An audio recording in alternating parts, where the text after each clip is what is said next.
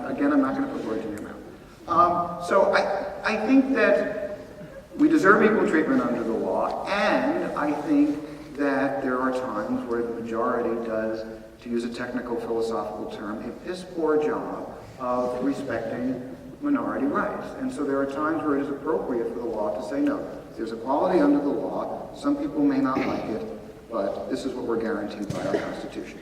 Having said that, I also believe that marriage is more than just a legal status. I think that there's something important socially about marriage.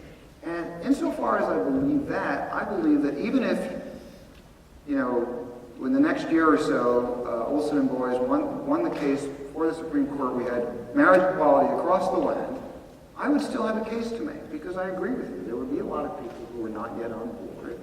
And I think that those people's support, at least to an extent, is important. If not for my sake, for the sake of young gay and lesbian people growing up who deserve to be supported, who deserve someone to have, for better, for worse, for richer, for poorer, and to have people recognize that as a good thing. So I think that it's important for us to keep doing the work of convincing the majority, even though I think that in terms of legal equality, yes, we ought to have that. So marriage is a social institution that you have a personal, individual right to, even if the society doesn't. Is there something weird about that? As a legal matter. I'm talking about something we're guaranteed under the law. Just as I would say, and again, I'm not saying that discrimination on the basis of race and discrimination on the basis of sexual orientation are the same thing. I don't want us to get off on that tangent. I'm actually not interested. I'm interested in that. But look, there was a time when the majority was not on board with interracial marriage, and yet we thought that people had a legal right. It's not what I'm asking you about, so I guess so what's the weirdness there? Well, what the weirdness is the weirdness of marriage, right? I mean, it's the idea. It's the idea that we have. On the one hand, we think of it, all of us, really. I mean, it's personal, it's intimate, it's something we have a right to do, right? But the right, because it's not something you do in the privacy of your home, son. The right includes the right to have the wider society recognize it and understand it, at least in some overlap between. But there is a core conflict between those two understandings, right? How can you have a right to insist that other people view something, your relationship, the way you want them to? I can have a legal right. I can have a legal right. But even the legal right, where does it come from? Well, we can talk about the Constitution. We can talk about the basis for that. That would be a very different debate. So, let me try to answer your other question. What are the core features? Why two? Why sex? And why is the law involved? Why is the law involved? In terms of the government involved? In terms of the two, if you're asking me why two are essential to the concept of marriage, I say they're not, because throughout history we had polygamous marriage. We recognize that as marriage, even if we don't think it's a good idea, even if we don't think it's something that we ought to have now. Those were marriages of a sort, so it's not part of the concept. Why should we only have two? I think we should only have two because at least what we've learned from history is that when we have polygamy, it's typically been polygamy, one man, multiple wives, and societies that have had that have not just had problems with sexism, but also these sharp class differences where you have these high status males accumulating wives, these lower status males who are essentially unmarriageable, and there are problems associated with that. Could we potentially solve those problems? Maybe, but I'll let the polygamists make that argument. It's not my issue. So two is not a core feature of marriage? Of the concept, no. I mean, do you think it is? Do you think polygamous marriages weren't marriages? Do you think Solomon's wives were not his wives? I think that it's harder to maintain. I don't think that it's as core as the opposite sex nature, and therefore it's hard to understand why it will hold once you lose that construct.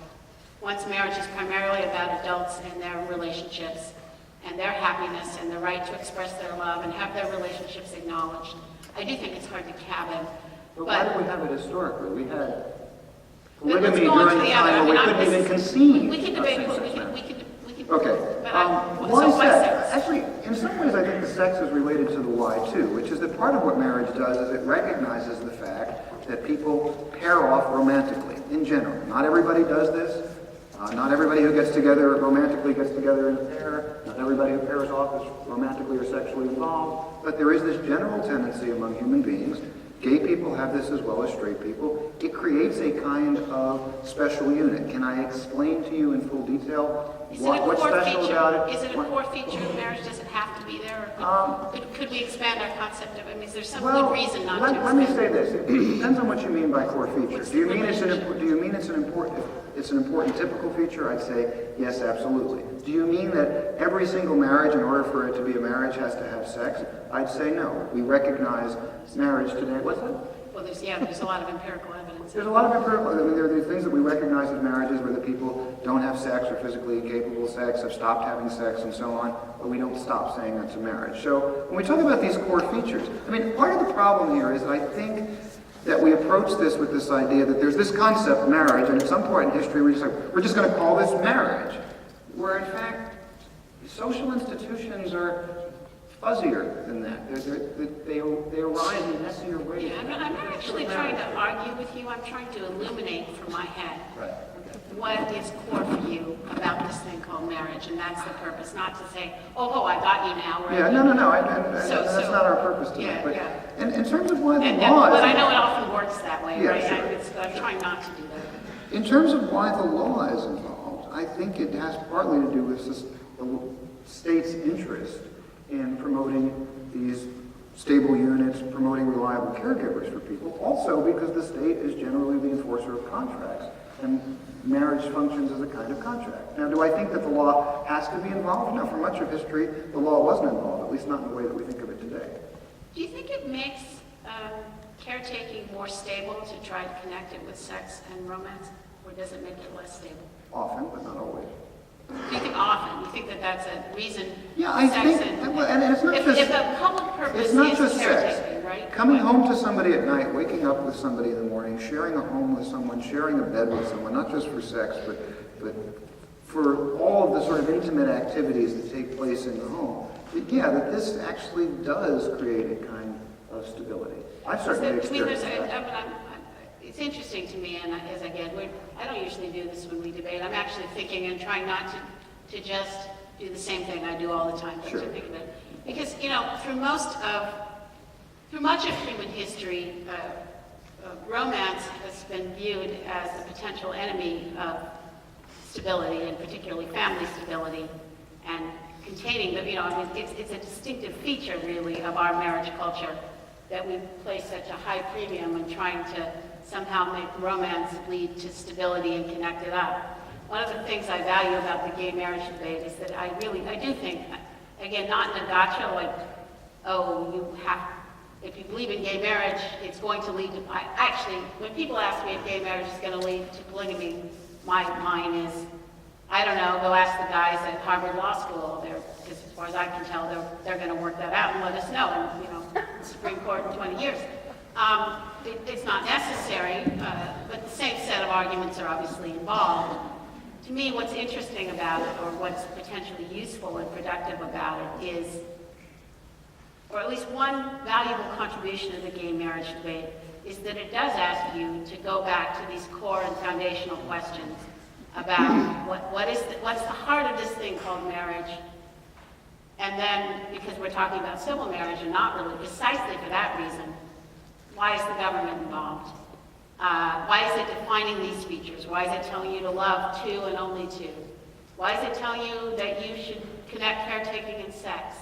Right? I mean, I think that I can answer all those from my point of view, but I do think that they all become kind of fresh new questions under your view of marriage. It'd be interesting at some point, maybe not right now, but to compare notes on our answers to those questions, because I'd be surprised to think that our answers would be very different. I think that most of the features of marriage, of civil marriage, become unintelligible when you take the reality that random sex between men and women makes babies out of the equation. Which is to go back to the answer. I mean, do you think marriage for the elderly